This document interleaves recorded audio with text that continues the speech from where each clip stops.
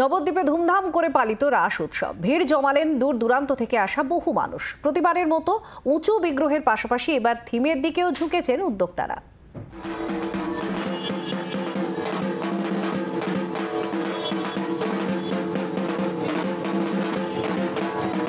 নদিয়ার নবদ্বীপে মহা ধুমধামে পালিত হলো রাস উৎসব।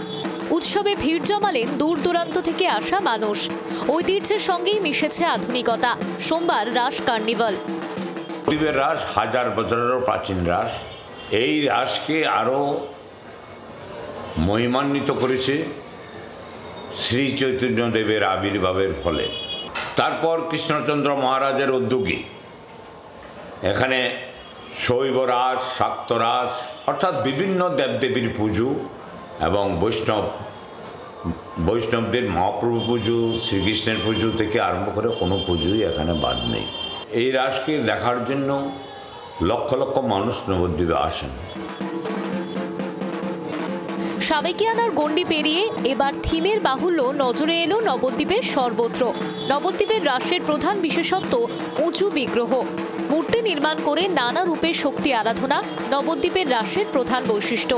তবে এবছর চিরাচরিত উঁচু মূর্তি তো রয়েছে, পাশাপাশি থিমের দিকেও ঝুঁকেছে নবদ্বীপ। নবদ্বীপ থেকে বিশ্বজিৎ মিত্রের রিপোর্ট, জি 24 ঘন্টা।